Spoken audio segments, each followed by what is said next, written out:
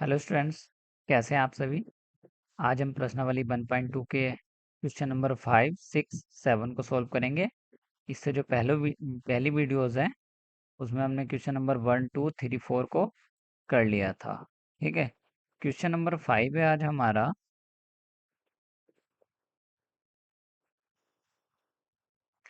जांच कीजिए कि क्या किसी प्राकृतिक संख्या n के लिए संख्या 6 की पावर n अंक शून्य पर समाप्त हो सकती है।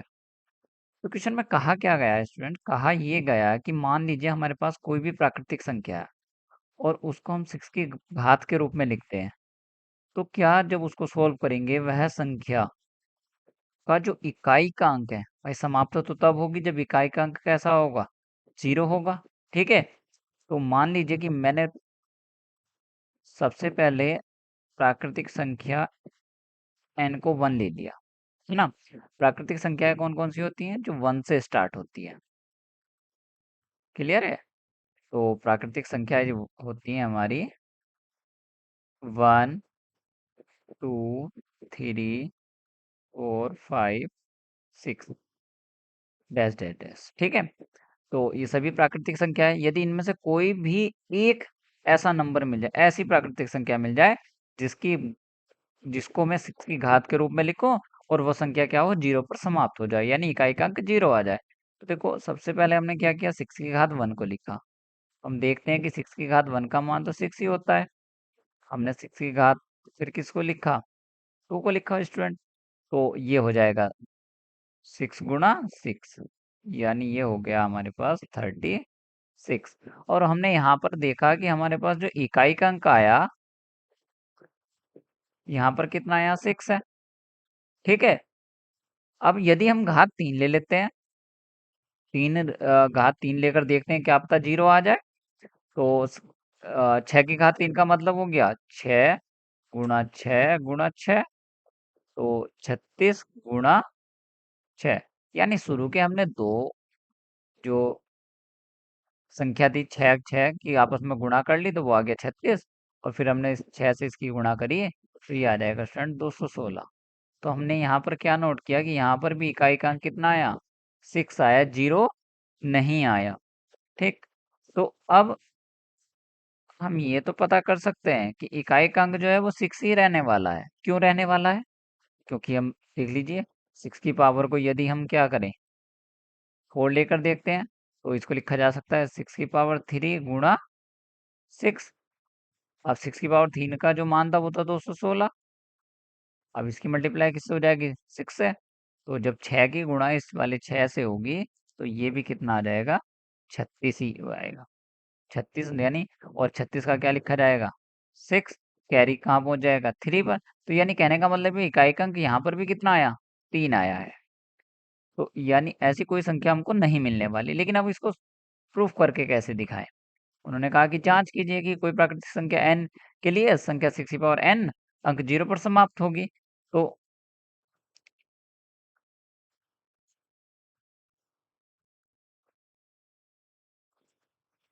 अब हम करते क्या है, पहले तो ये देखते हैं कि जो संख्या 0 पर समाप्त होती है उसके जो गुणनखंड है वो कौन कौन से होते हैं। उसके लिए हमने सबसे पहले कुछ संख्याएं यहाँ पर लिख ली, 10, 20, 30, 40, 50। अब हमने देखा कि 10 के गुणनखंड क्या होंगे, 10 के जो गुणनखंड हो जाएंगे, यदि मैं इसको 10 को 2 से भाग करूं तो 5 आ जाएगा।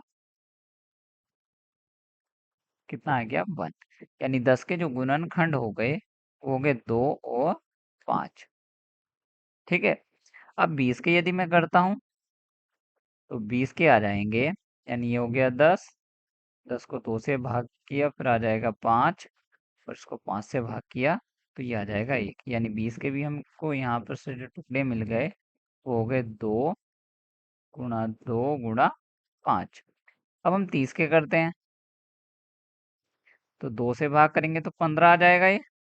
15 को 3 से भाग करेंगे तो 5 आ जाएगा, और 5 को 5 से भाग करेंगे तो 1। यानी हम 30 के जो गुणनखंड लिख सकते हैं वो लिख सकते हैं 2 गुणा 3 गुणा 5। अब इसी तरीके से हम 40 को लिखेंगे। 40 को लिखा जा सकता है, 2 से भाग करेंगे तो 20 आ जाएगा, और 20 को 2 से भाग करेंगे तो 10। अब 10 को 2 से भाग करेंगे तो ये आएगा 5, और 5 को 5 से भाग करेंगे 1। यानी 40 को लिखा जा सकता है 2 गुणा 2 गुणा 2 गुणे 5। यानी 2 की घात कितनी हो जाएंगी, 1 2 3, तो 2 की घात 3 गुणा 5। 50 के भी करेंगे इसी तरीके से, 2 से भाग करेंगे तो 25, और 25 को 5 से भाग करेंगे तो आ जाएगा 5, और 5 को 5 से भाग करेंगे तो 1। यानी 50 के जो गुणनखंड आ जाएंगे वो आ जाएंगे 2 गुणा 5 गुणा 5। या आप इसको लिख सकते हो 2 गुणा 5 की घात 2। अब हमने 5 संख्याएं ली थी, एक थी 10, 20, 30, 40, 50। हमने देखा कि 10 के जो गुणनखंड आए वो कौन आया, एक तो 2 और दूसरा 5 आया है। जबकि हमने 20 देखे तो 20 में भी 2 भी आया है, 5 भी आया है। 40 में हमने देखा कि 2 भी है, 5 है। 30 में हमने देखा स्टूडेंट 2 भी है, 5 भी है। 3 तो है ही है, लेकिन 2 भी है, 5 भी है। 50 के हमने गुणनखंड देखे तो 2 भी है और 5 भी है। तो एक बात तो क्लियर हो गई यहाँ से कि यदि कोई संख्या का इकाई अंक 0, या आप ये कहिएगा कि कोई भी संख्या 0 पर समाप्त हो रही है, तब उसके गुणनखंड में 2 और 5 तो रहेगा ही रहेगा। बाकी और भी रह सकते हैं, लेकिन 2 और 5 तो रहेगा ही रहेगा। ठीक है, तो अब हम देखते हैं क्या 6 की घात तो जो n है इसके गुणनखंड में 2 और 5 आएगा। यदि 2 और 5 हमको इसका गुणनखंड मिल गया तो ये संख्या 0 पर समाप्त हो जाएगी, और यदि नहीं मिला तो ये संख्या 0 पर समाप्त नहीं होगी। ठीक है, तो जैसे हम देखते हैं सबसे पहले सॉल्यूशन 6 की पावर n को देखते हैं। तो यहाँ पर स्टूडेंट 6 के फैक्टर क्या होंगे, जो 6 के गुणनखंड हो जाएंगे वो होते हैं 6 के गुणनखंड 2 गुणा 3। अब यदि मैं 6 की पावर 2 लेता हूं यहाँ से, उसको लिखा जाएगा 6 गुणा 6। अब 6 के जो गुणनखंड होते हैं वो होते हैं 2 गुणा 3। अब यहाँ से भी 6 के गुणनखंड हो जाएंगे 2 गुणा 3। तो यहाँ से हमको मिला 2 की पावर 2 और 3 की पावर 2। इन दो को हमने एक साथ लिख लिया है, और इस 3 को एक साथ। और यदि मैं 6 की पावर यहाँ से 3 लिखता हूँ तो ये हो जाएगा 6 गुणा 6 गुणा 6। तो यहाँ से 6 को लिखा जा सकता है 2 गुणा 3। फिर इस वाले 6 को लिखा जाएगा 2 गुणा 3, और इस वाले 6 को लिखा जाएगा 2 गुणा 3। तो हम देख सकते हैं कि 2 जो है वो 3 बार आया है, यानी 2 की पावर 3 और 3 की पावर 3। तो हमने क्या नोट किया स्टूडेंट कि अगर 6 की पावर 1 है तो फैक्टर 2 और 3 ही रहेंगे, यानी 2 और 3 तो रहेंगे ही रहेंगे। हमने 2 किया तब भी क्या है, 2 और 3 है, और अगर 3 किया तो 2 और 3 है। तो इसका मतलब ये हो गया कि 6 की पावर n, यानी कोई भी प्राकृतिक संख्या लिख लीजिए आप, उसके जो अभाज्य गुणनखंड होंगे वो और 2 और 3 ही रहेंगे। हालांकि उनकी पावर्स बढ़ती चली जाएंगी, लेकिन अभाज्य गुणनखंड जो रहेंगे वो 2 और 3 ही रहेंगे। ठीक है, तो हम इसको लिख देंगे।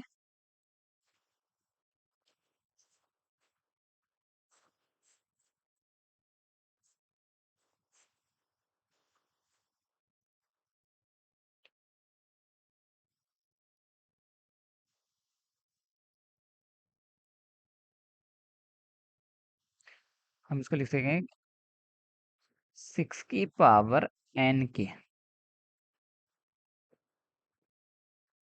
अभाज्य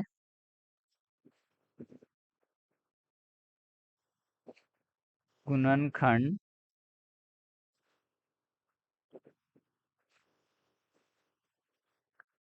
2 और 3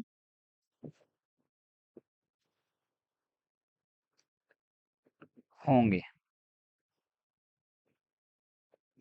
ठीक है, और जबकि हम जानते हैं कि यदि कोई संख्या 0 पर समाप्त होगी तो उसके अभाज्य गुणनखंडों में 2 और 5 तो जरूर ही होगा। तो हम लिख सकते हैं, हम जानते हैं कि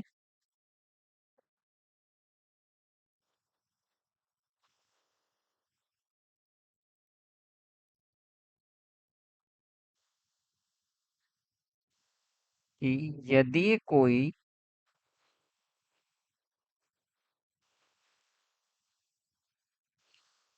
कोई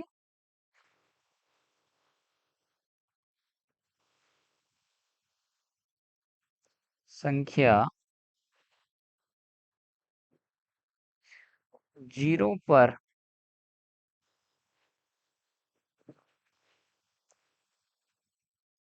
समाप्त होती है,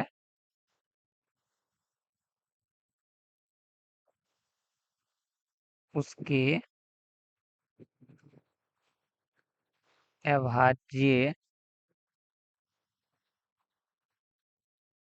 गुणनखंडों में 2 और 5, तो उसके अभाज्य गुणनखंडों 2 और 5 हमेशा रहेंगे।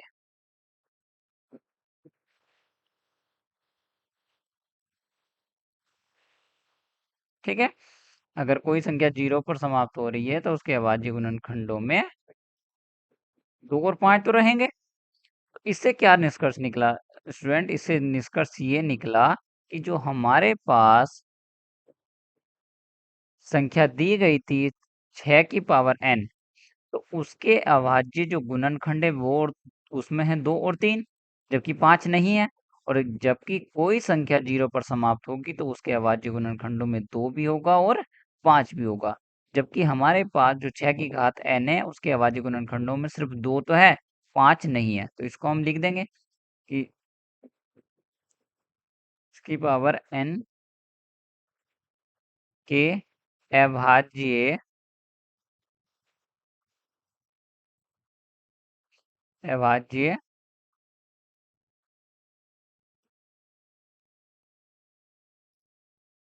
गुणनखंडों में 5 नहीं है।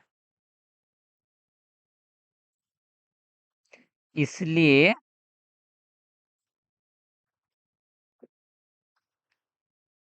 6 की पावर n, n के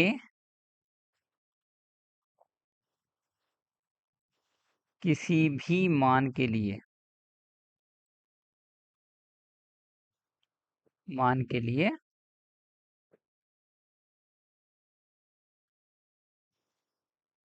0 पर समाप्त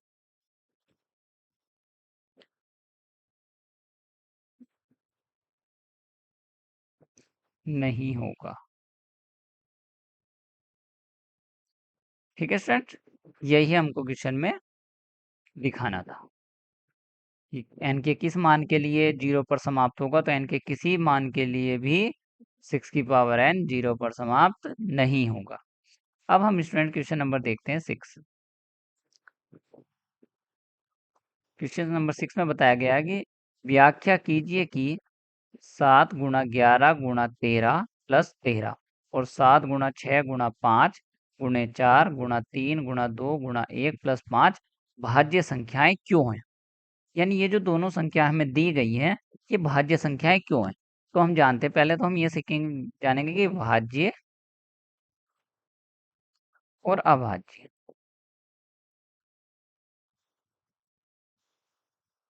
भाज्य संख्या वो होती है जिसके गुणनखंड एक 1 होता है और वह संख्या खुद से भी डिवाइड हो जाती है, स्वयं से डिवाइड हो जाती है, और उसके अतिरिक्त वह किसी तीसरी संख्या से भी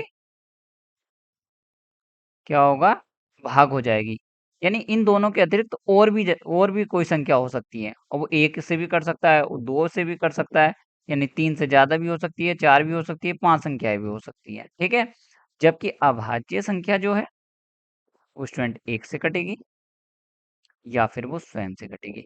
इसके अतिरिक्त कोई ऐसा नंबर नहीं होता जो इसको काट दे। ठीक है, तो उन्होंने क्या कहा कि भाज्य संख्या क्यों है? भाज्य संख्याएं क्यों होंगी? क्योंकि इसके एक और स्वयं से अतिरिक्त कोई ना कोई तीसरा या चौथा गुणनखंड जरूर होगा जो इनको विभाजित करेंगे। तो यही हमको इसमें दिखाना है। देखो फर्स्ट पार्ट में है, मान लो इसको कि a बराबर, हमने इसको मान लिया कि 7 × 11 × 13 प्लस का 13। ये स्टूडेंट हमने इसलिए मान लिया कि सॉल्व करोगे कोई ना कोई तो नंबर ही होगा ये। अब आप देख सकते हो कि 13 यहाँ पर भी है, 13 यहाँ पर भी है, और दोनों के बीच में साइन है प्लस का, तो यहाँ से 13 क्या होगा, कॉमन आ जाएगा। तो 13 को हम कॉमन लेंगे तो ये आएगा 7 × 11 प्लस का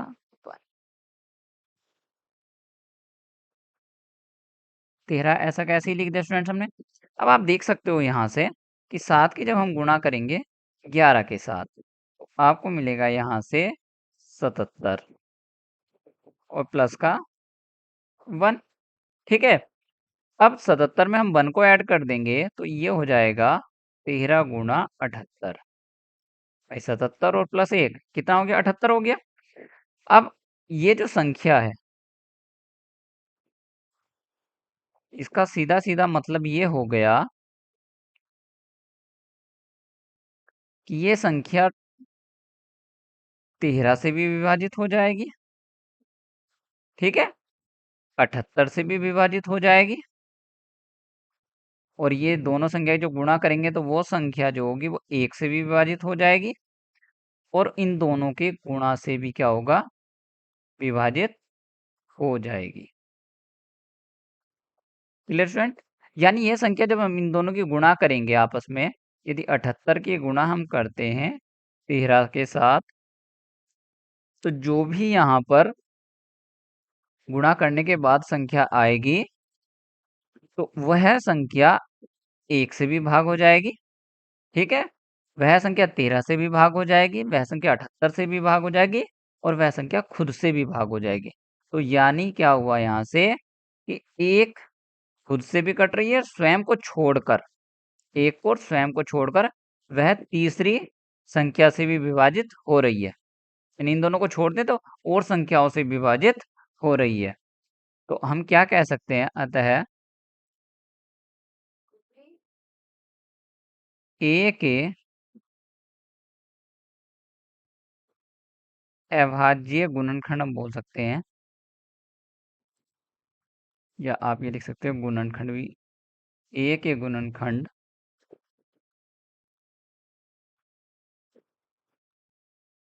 की संख्या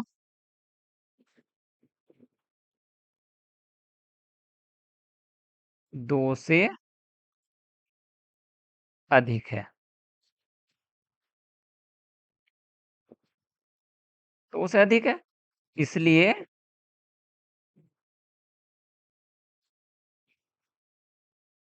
ए एक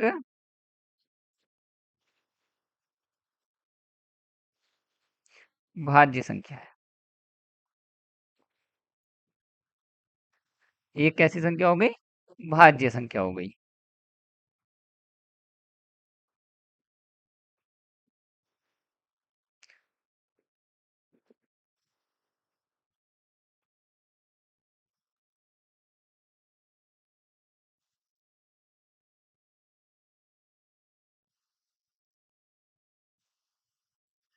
अब स्टूडेंट इसका सेकंड पार्ट देखते हैं हम।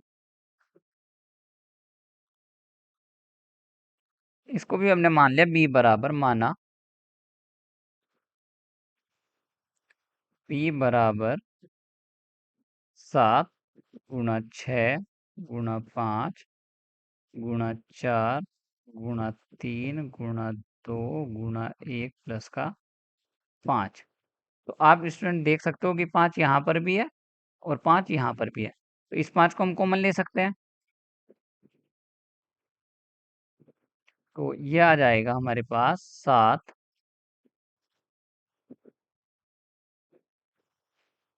× 6 × 4 × 3 × 2 × 1, और यहाँ से आ जाएगा 1। और देखो जब 5 कॉमन गया तो यहाँ पर 1 आएगा, तो हमने उसको लिखा ही नहीं, छोड़ दिया उसको। तो अब आप यहाँ से देख सकते हो कि ये संख्या होगी 5। अब इसकी आप मल्टीप्लाई कर लो, तो ये हो जाएगा 7×42, 4×12 = 24 प्लस का 1। तो 42 की मल्टीप्लाई आप कर लीजिए 24 के साथ। ये 4×2 = 8, 4×4 = 16 हो जाएगा, 2×2 = 4 और 8 हो जाएगा। तो ये जगह 8, 0 और 10। तो यहाँ से हमको 42 और 24 का जो गुणनफल मिला है वो मिला है 1008। और इसमें किसको ऐड कर देंगे, 1 को ऐड कर देंगे। तो ये हो जाएगा 5 गुणा 1009। तो ये संख्या देखो 1 से भी विभाजित हो जाएगी, जो भी इसका गुणनफल आएगा वो संख्या 1 से भी विभाजित होगी। ठीक है, वह संख्या 5 से भी भाग हो जाएगी, वह संख्या 1009 से भी भाग होगी, और वह संख्या इन दोनों के गुणा से भी भाग हो जाएगी। तो फिर से वही हम इसमें लिख देंगे कि भाई इस संख्या के क्या होंगे, अतः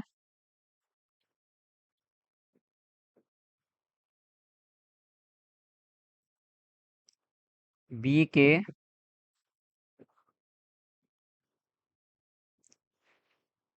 गुणनखंडों की संख्या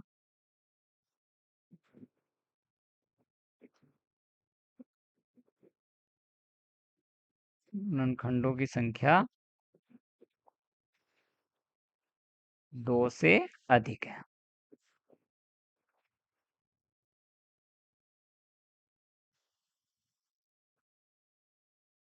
अधिक है, इसलिए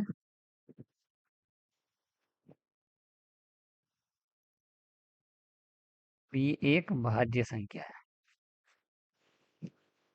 b एक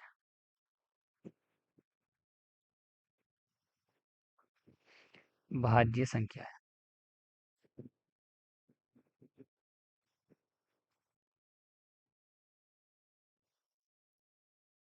ठीक है स्टूडेंट, तो 6 क्वेश्चन हमारा कंप्लीट हो गया। अब हम बात करेंगे 7 क्वेश्चन की। तो 7 क्वेश्चन में हमको बताया गया है कि किसी खेल के मैदान के चारों ओर एक वृत्ताकार पथ है। एक मैदान है, मैदान के चारों ओर जो है वृत्ताकार पथ है। वृत्ताकार का मतलब होता है जो गोल होता है। ठीक है, इस मैदान का एक चक्कर लगाने में सोनिया को 18 मिनट लगते हैं। जब उस वृत्ताकार पथ पर सोनिया दौड़ती है तो उसको 18 मिनट लगते हैं, जबकि इसी मैदान का एक चक्कर लगाने में रवि को 12 मिनट लगते हैं। मान लीजिए कि वे दोनों एक ही स्थान और एक ही समय पर चलना प्रारंभ करके एक ही दिशा में चलते हैं, तो कितने समय बाद वे पुनः प्रारंभिक स्थान पर मिलेंगे। अब इसको समझते हैं, ये कहना क्या चाह रहा है वो।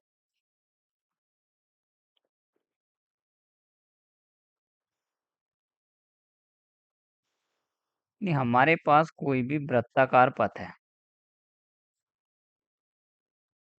ठीक है, ये कोई वृत्ताकार पथ है हमारे पास।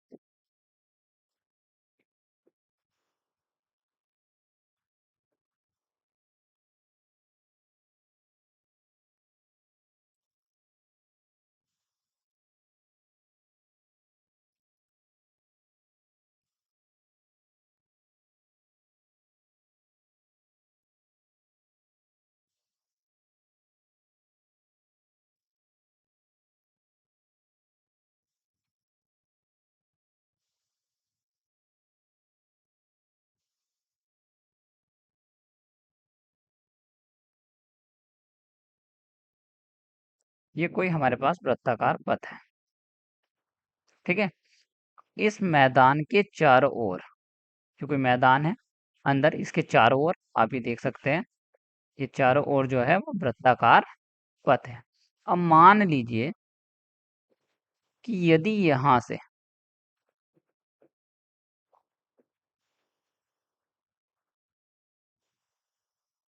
इसको थोड़ा और वृत्ताकार पथ बना देते हैं।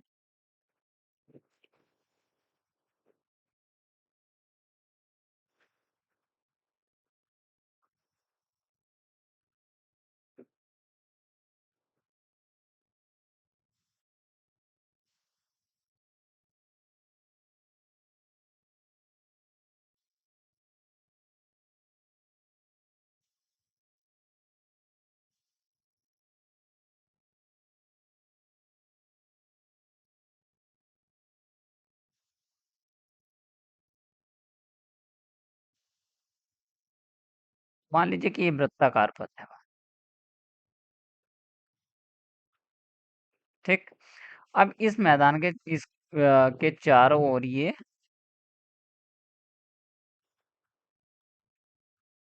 वृत्ताकार पथ है।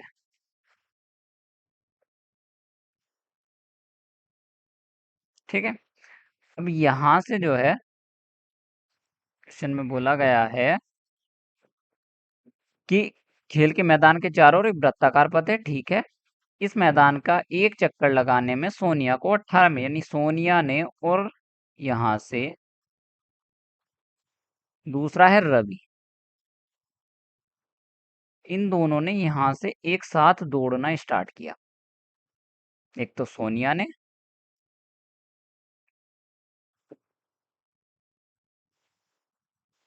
दूसरा हो गया रवि। और बताया गया कि सोनिया जब दौड़ करके यहाँ से ऐसे दौड़ करके और वापस इसी स्थान पर आती है तो उसको जो है वो 18 मिनट लगते हैं। जबकि रवि जब दौड़ करके इसी स्थान पर आता है उसको 12 मिनट लगते हैं। ठीक है। मान लीजिए कि वे एक स्थान, यानी हाँ ठीक है, हमने एक स्थान को लिया गया है यहाँ पर, प्रारंभ करके एक ही दिशा में चलते हैं तो कितने समय बाद प्रारंभिक स्थान पर मिलेंगे, यानी वे अगर दौड़ रहे हैं तो इस स्थान पर कब मिलेंगे, यानी कितने समय बाद वो मिलेंगे। अब आप थोड़ा इस तरीके से समझिए कि मान लीजिए कि सोनिया और रवि को 12 बजे दौड़ना उन्होंने स्टार्ट किया। पूरे 12 बजे उन्होंने क्या किया, दौड़ना स्टार्ट किया। तो जब सोनिया यहाँ से दौड़ी होगी और घूम करके यहाँ से दौड़ करके और यहाँ पर वापस आएगी सोनिया, तो उसको यहाँ पर क्या होगा, 12 बजे यदि वो दौड़ी होगी तो 12 बजकर 18 मिनट पर आएगी। और दूसरी बार, दूसरे ये तो होगा उसका फर्स्ट, ये पहला चक्कर। और यदि मैं इसके दूसरे चक्कर की बात करता हूँ तो दूसरा चक्कर वो क्या होगा, यानी उसमें 18 और जोड़ देंगे तो 12 बजकर 36 मिनट पर आ जाएगी। ठीक है। और यदि मैं सोनिया के तीसरे चक्कर की बात करता हूँ तो सोनिया को तीसरे चक्कर में समय लगेगा 12 बजकर 54 मिनट।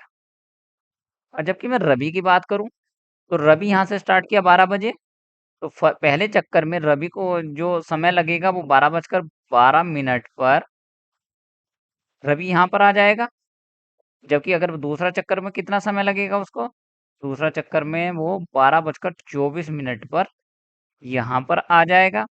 और तीसरे चक्कर में वो 12 बजकर 36 मिनट पर यहाँ का। ठीक है। और जबकि सोनिया कब आई थी, दूसरे चक्कर पर आई थी 12 बजकर 36 मिनट पर। तो सेम टाइम इनका ये रहेगा, यानी कहने का मतलब ये है जब तक रवि 3 चक्कर लगा चुका होगा और सोनिया को जो है 2 चक्कर लगाने के बाद वह पुनः जहां से उन्होंने यहाँ से दौड़ना स्टार्ट किया था वहां पर मिल जाएंगे। तो जब भी स्टूडेंट ऐसे क्वेश्चंस आए उन क्वेश्चनों में हम करते क्या है कि दोनों संख्याओं का एलसीएम फाइंड कर लेते हैं, लेस है। ठीक है। तो पुनः प्रारंभिक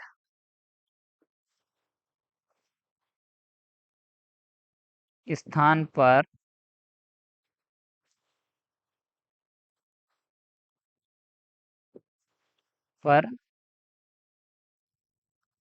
मिलने में लगा समय।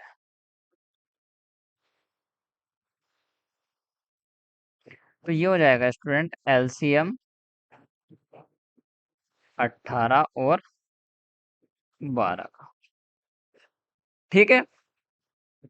तो हम करते हैं 18 के फैक्टर कर लेंगे। तो इसको 2 से हमने भाग किया तो ये आ जाएगा 9। अब 9 को हमने 3 से भाग किया तो ये आ जाएगा 3, और 3 से भाग करेंगे तो ये आ जाएगा 1। और जबकि हमने 12 को जो भाग किया 2 से तो वो आएगा 6। अब 6 को 2 से भाग किया तो आया 3, और 3 को भाग किया तो 1। तो यहाँ से हमारे पास जो 18 के फैक्टर आ गए वो आ जाएंगे हमारे पास 2 गुणा 3 गुणा 3। तो हम लिख सकते हैं इसको 2 गुणा 3 की घात 2, और जबकि 12 को लिखा जा सकता है स्टूडेंट 2 गुणा 2 गुणा 3। तो 2 को लिखा है 2 की पावर 2 और यहाँ पर 3। तो एलसीएम में क्या होता है स्टूडेंट? एलसीएम में जो दोनों संख्या कॉमन होती है उसमें जो हाईएस्ट पावर है, तो यहाँ पर हाईएस्ट पावर कौन है, किसकी है? 2 की 2 है और यहाँ पर 2 की 1 है। तो इनमें सबसे ज्यादा जो घात है वो 2 की पावर 2 है, तो यहाँ पर लिखा जाएगा 2 की पावर 2 गुणा, अगर ये हम यहाँ पर देखते हैं तो यहाँ पर 3 की घात 2 सबसे ज्यादा है, तो 3 की घात 2 लिखा जाएगा। अब 2 की पावर 2 का मतलब हो गया 2 गुणा 2। अब 3 की घात 2 का मतलब हो गया स्टूडेंट 3 गुणा 3। तो हम इसको लिख सकते हैं 2 दूनी 4 और ये हो जाएगा 9, 9 चौक 36। यानी 36 मिनट बाद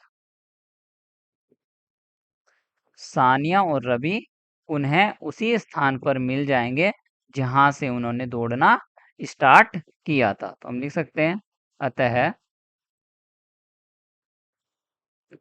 36 मिनट बाद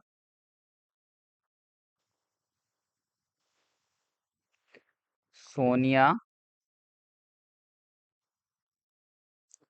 और रवि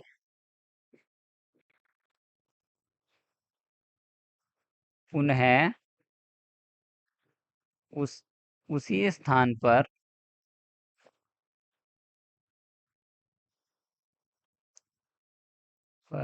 मिल जाएंगे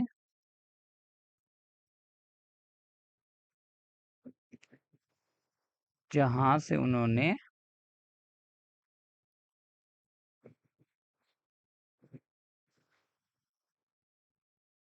दौड़ना प्रारंभ किया था।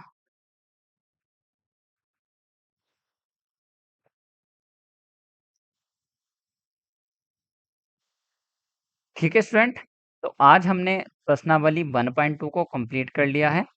नेक्स्ट जब भी वीडियो आएगी तो उस वीडियो में हम प्रश्नावली 1.3 को सॉल्व करेंगे तथा उसमें किस किस कंसेप्ट का यूज हुआ है उसको भी सीखेंगे। ठीक है स्टूडेंट।